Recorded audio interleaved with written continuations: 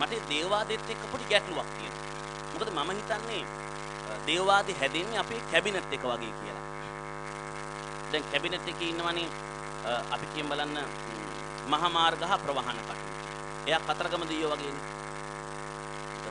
සියලුම වාහන ප්‍රශ්න ගිහලා කතරගම දෙයියන්ට කියනවා වගේ ගිහලා කියන්න ඕනේ මහා මාර්ගයෙන්. ඒකට ඉන්නවනේ වනිතා හා ශික්ෂණ රෝහල්. පත්තිනි.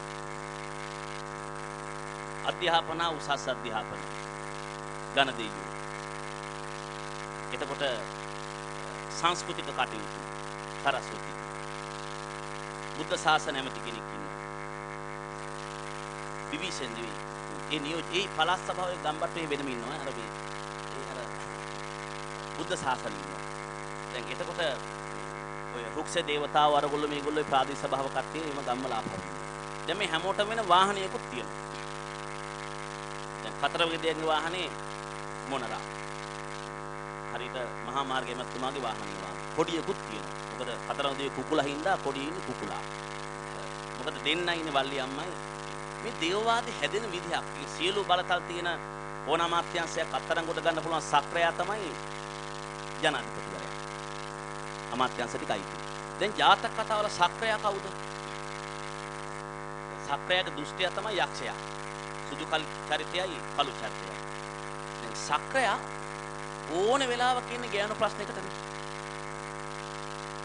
දේව සභාවේ දැන් අන්ධබූත ජාතකයේ ගත්තාම ඒ ජාතකේ රජුරෝ සූදු කිරිනෝ. සබ්බේ නදී වංක ගතා සබ්බේ කට්ටමය වනා කියලා සූදු කිරිනෝ. කවදාවත් රජුරෝ සූදු කිලිදි භාණ්ඩාගාරේ සල්ලි වලට සක්‍රයව ලෙපා කියන්නේ නැහැ. දූර්තයෝ දාලා අනුන්ගේ ගෑනුන්ගේ පවුල් කඩා කප්පල් කරනවා.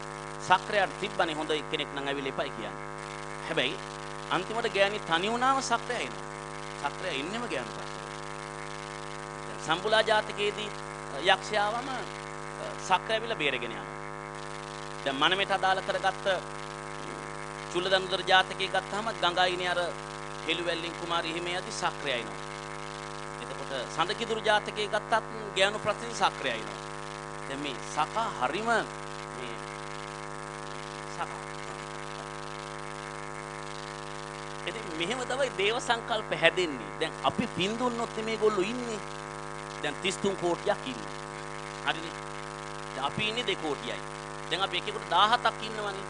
දැන් අපේ දුකසක් බලන්න එකෙක් එනවද? කෑවද, බිව්වද?